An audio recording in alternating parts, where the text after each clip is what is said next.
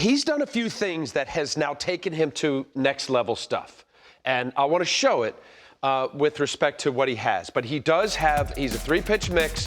He flipped the model. He was a typical lefty fastball slider, occasional change or less changeups. What I always like, D-Row, and I know we're going to have a conversation, I like guys with power arms that trust their changeup and they throw the dog's snot out of it. And that's what he does. He's got great arm speed with his changeup and he throws it. And he doesn't care where it starts, but he just trusts the late finish. So with fastball, he was a fastball slider changeup, as I said. And if you just want to look at this, we're going to get into this. The model flipped for him, right? So you got the changeup at 13% prior to when he started becoming a dude. And that became something that he changed his grip. And Can I ask you a question about that real quick? Because, you know, you hear coaches all the time talk about if you're blowing the heater by him, why are you throwing him a changeup to speed up his bat, and it almost becomes like a BP. Like, okay, if I'm facing Skubal, I'm on his gas because it's 99 to 100. So I almost feel like if I can't get to 99 or 100 and that changeup, I could run into that potentially. Great call, and especially with guys that generally overthrow. If you have a guy that throws 95 to 100, it's a real tough thing. I didn't have it, and I think you knew that. I tried to pull velocity off of it, and I didn't really know how to do that by trusting the grip and throwing it, which is what he's done. But he's changed the grip, and I'm going to get into that, and it allowed him to have action to the pitch. But this is the main thing right here. Change up, flip the model, and now this is a pitch that he just throws and trusts it. So let's go into this. I mean, basically, you know, with what he has. And I want to just throw a couple here.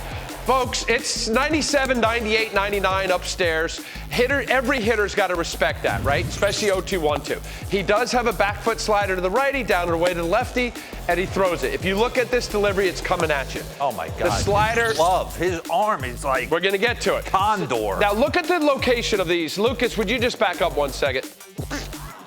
And Roflo is going to get a chip out of this.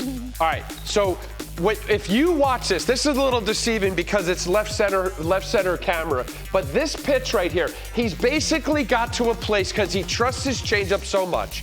He trusts the grip and he trusts the movement. This is a high delivery. He has a high release point, and he's just thinking middle, down, let it rip.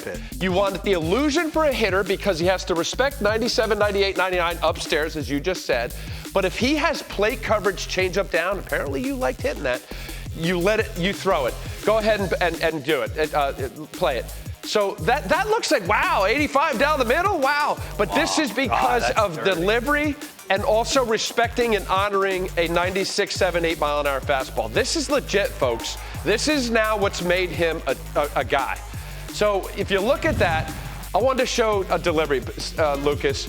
What's transpired here? And they've got their biomechanist guy that has been now hired. Gotten more jacked. I can tell that. He's leaned up a little bit. He's leaned up. His starting point is different. How he gets on the rubber and his feet, right? And how he also engages in the pitcher's rubber. Hopefully I could get to that. Okay, slowly play it, Lucas. So if you watch here, the main thing I want you to watch, D-Row, is that he gets into his lower half. In order to be powerful and be able to consistently have a delivery, stop right there. Yeah. Okay, once we get this is a little bit more zoom, so he looks bigger, but this is as best we get. If you watch the angle of this, and this is why I wanted to refer to a lot of old school delivery. He's really like leaning back in this one. It's like he's cleaned everything up here. Yes. And as a result of sitting into the legs, it's your strongest part of your body. The more I could get into my legs and use that, you want this to come along for the ride. Play a couple clicks here, Lucas. Okay, right there. All right, let me back up so I could. So look at that. If you could see that, I mean, look, just the broad stroke, one more click. His upper body on the right side is getting more what they call the turtle shell, right? He's got long arm action.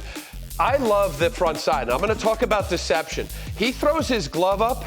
As a hitter, I don't know, D-Row, if that ever gets you. That would mess me up. Where you have this glove. That hasn't been cleaned up.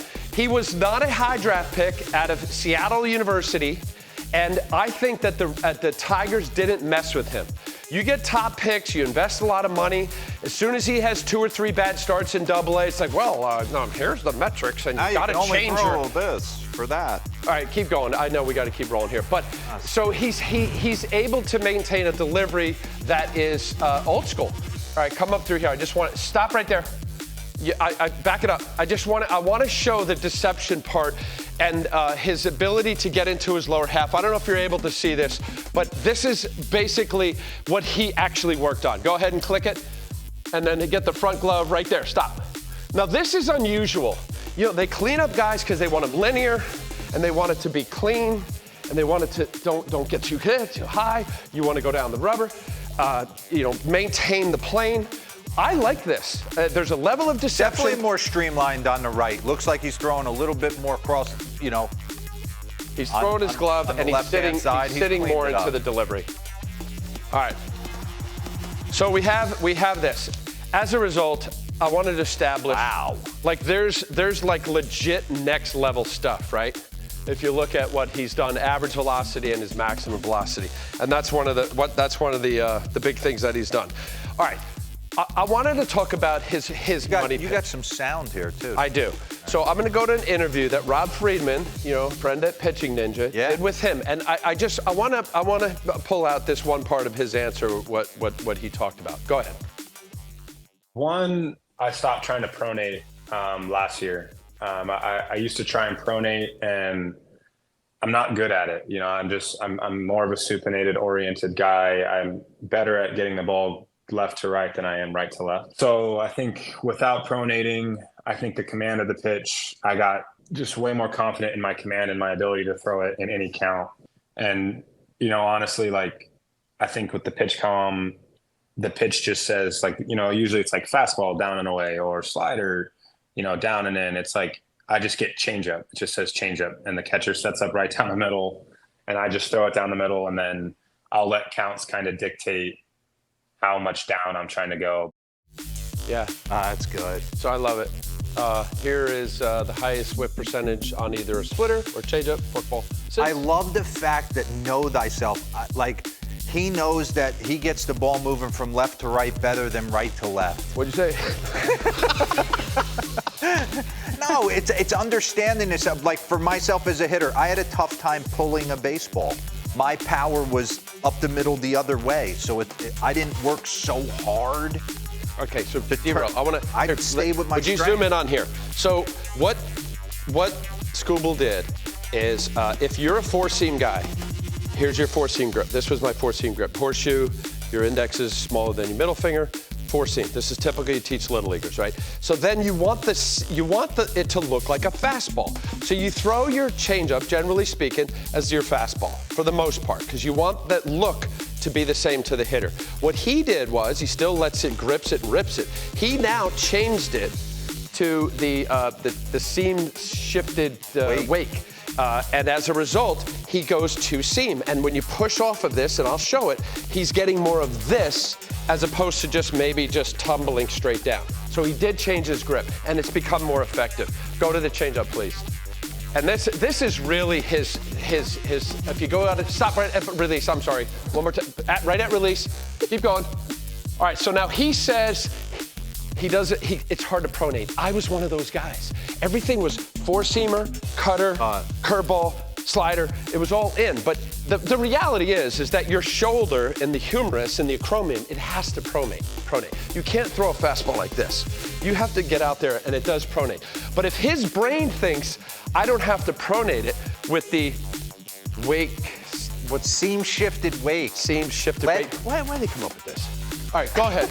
No, so see, he'll still pronate. Seam shifted. Who doesn't want some seam shifted wake right there? Look at that beautiful movement. That right there, you're hitting the ground ball to short. Yeah. Who doesn't love it? I stopped pronating too about 2 years ago. Why? I'm a major pronator. All right. I can't say enough about it. I know I'm belaboring it. He is now next level. Now get in the weeds with me. All right. So just all I want you to focus on is this is what his fastball movement was, right? From 2020. So this is him back in the day, right? That's right. This is out of release, and this is out of at home plate. Red is fastball. The green is your changeup. If you look at this back before he changed his grip, he has the same look as his fastball, which is what you've always been taught to do. Hey, make it look just like your fastball. Good arm speed on your changeup. Hitter sees fastball, fastball, and it looks the same. So by changing the grip with, say it again. Seam shifted wake. Seam shifted I wake. named my fantasy football team now. Go ahead. Now watch this. Oh What? my Whoa. God, it's a math problem, even from the guy from Penn. All right, so now follow me here. I got it. Here's the fastball, you got sinker, and here's his different out of the clock, hand of a clock, right?